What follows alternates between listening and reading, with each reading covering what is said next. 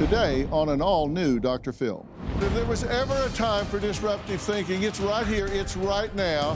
Thinking controls living. If I change the way I think, I can change the direction of where I'm going. It's crucial to think outside the normal patterns that other people think, or you're just a face in the crowd. Imagine a baby that stopped trying to get up and walk. He would never be able to walk. He would be crippled by his own fear of falling. You said something to me I will never forget. Everyone is told the same thing. Go to school, get a 9-to-5, make good money, and live the traditional life. I believe that working average gives you average results. So when I was in college, I decided to drop out. And at that time, I was 18, but I had a burning desire inside of me to build a business. I've been in the YouTube world since I was like 10 years old, and I wanted to help creators with their video editing, their thumbnail design, their management, and overall, I wanted to help them grow as a creator. I heard a lot of negative comments. People were saying, why are you dropping out of school? Is it really gonna work out? I'm gonna see you back at work in a few months anyway. Just like TD Jakes says, disruptors have to leap and prepare for criticism that's coming their way. But I tuned it out and ran with my idea. It's now been 4 years since we started Dava, and now we have some of the biggest creators in the world, some of which are Jake Paul, Neil deGrasse Tyson, 100 Thieves, and many more. I went from working out of my bedroom in my parents' house to being able to take my family on a 2-week vacation to Hawaii, to investing into other startups, and even starting a cleaning company so my mom can quit her job. Disruptive thinking and thinking outside of the norm is definitely essential to success. When you decided to do this, it's clearly out of your comfort zone, right? I mean, because you had expectations put on you by other people. But as the bishop says, you've got to get out of the comfort zone and do some things, try some things that do make you uncomfortable. How scared were you when you started this? I was definitely scared. Dropping out of college, quitting your job is a scary thing, but having the support of my parents and great family it made it easier, but it's scary. Yeah. You make a great point in the book, and I love this because nobody talks about this, which is, you are a disruptive thinker, but you say success doesn't feel like success. Yeah. And talk about that a little bit. Well, there's a certain feeling of satiety we expect to get from the decisions that we make. Success doesn't feel successful in the moment because you're so busy trying to manage the success that has come into your life, and you're trying to make sure that it doesn't go away. And you're also breaking the indoctrination. We call it education, but it's really indoctrination. The moment we take a 5-year-old and tell them the only way to color is within the lines, we start destroying their creativity. You broke the pattern, you broke the mold, you got out of the box and went to the next level. Getting in the place of discomfort and learning to be comfortable with that discomfort and know that nothing's wrong. If I colored outside of the line, I'm not going to explode. It's very, very helpful. And so you did that, and congratulations for doing it. You say disruptors must be prepared for criticism, attack, and condemnation, especially in a society where we often seem to be more interested in canceling than in understanding. Criticism is not a crisis. Sometimes criticism can be constructive. We must have the discipline and focus to ignore it and keep your eyes on the goal rather than getting distracted by the mediocre task of changing someone's mind that you may never even meet. Now, we should put that on a plaque and put it on every building we can find, because you're saying what Vale did, actually. He didn't get distracted. You didn't listen to those people. You kept your eye on the goal.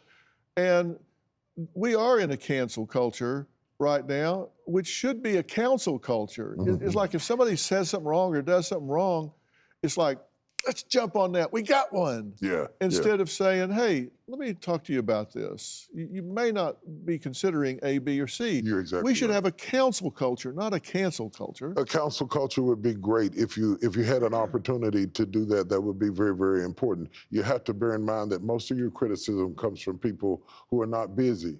So they're living vicariously through your life. What I almost did was make changing their mind my victory. That makes them a distraction from my destiny. And I get off target and start trying to explain myself and rehearse myself and repair a relationship that I never had in the first place. And you get distracted to trying to, I'm not running for office, you don't have to like me. I have to finish my assignment. And a lot of times we don't realize that true disruptors are appreciated more in death than they are in life. The library is full of people who disrupted things. When I dropped out of college, I was starting to grow the business. And so a lot of people couldn't see my vision. A lot of people didn't believe what I was doing, but I did what everybody's scared of doing. And I just cut them out completely and kept the good people in my life. Anybody who's trying to disrupt any industry needs to just tune out the bad noise. Your purpose, you weren't focused on money at the time. You knew you wanted to do something. You felt a passion to do what you set out to do, right? Absolutely. Since I was 10 years old, I've been working for my neighbors, cleaning bouncy houses, doing whatever it took to do something in my life and feel fulfilled. Yeah. So there was a meaning to it. It wasn't just money. 100%. Everything I do is for freedom and for my family. Yeah. You say there are two critical things people need to ask people in your book. You said, ask the question, what if? Mm-hmm. And the other is why. Mm-hmm. Because that why is really important, right? If you're doing it just for money or whatever, you're making a big mistake. Oh, it's a big mistake. The stats suggest that people who go into business for money are far more likely, almost 70% more likely to go out of business than people who go into business for purpose. Number two, the second thing you have to realize, if you build your business around a problem, you have already found your customer. So the best businesses in the world are businesses that solve problems. So that social impact is really the reward.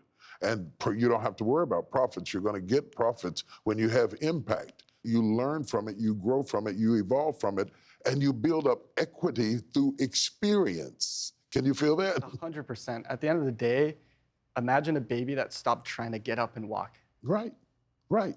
He would never be able to walk. He would be crippled by his own fear of falling. Which is why you say you've got to really listen to what you're telling yourself. To change the way you think, to change your pattern of thinking, to change the way you talk to yourself is something you have to practice until it becomes natural to you. I'm okay, I'm safe. It didn't work, but I still work.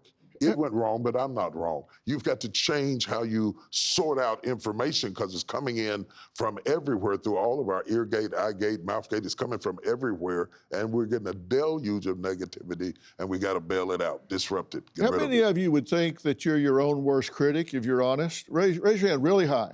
I want everybody at home to see it.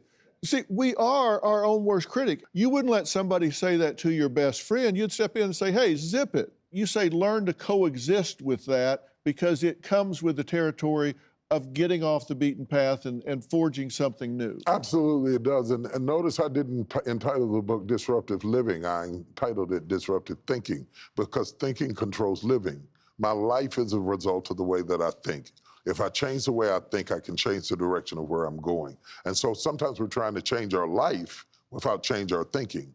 And so maybe you do make some progress in your life, but you bring that old thought process along with you and contaminate your future with your past. So disrupting the thinking before you disrupt the living is vitally important. We're the moms of supporting chaos. Motherhood. I am extremely worried that I married a psycho. Nobody's really screaming, so let's prep some veg. Women have been programmed since the 50s to be the perfect mom, to cook, to do laundry, to keep their house clean. The idea of a perfect mom is a myth. When I see moms on Instagram with these perfect lives, initially I think I don't recognize it. When I first became a mom, I was sitting there covered with spit up, like my hair just a mess, and we couldn't keep up with the picture perfect moms that we were seeing all over our feed. And it felt very isolating and lonely. We decided to become really vulnerable by disrupting that idea of this perfect life. When we first started posting without cleaning up the background, I felt scared. I felt like people were gonna judge me. But as it turned out, people started relating to us. I've posted postpartum issues. I've posted pregnancy issues, being lonely in motherhood. By going against the grain and being true to ourselves, we've been able to make a difference. Now we've grown our social media presence to over 100,000 followers. Disruption creates growth, and it's something that really contributes to emotional happiness and fulfillment. See, was it hard to show the unproduced side of being a mother and a wife? I think at first it was hard to kind of get out of your comfort zone, but the more just like real and raw that we became, the more people started saying, hey, thank you. And it stopped being scary and started being empowering.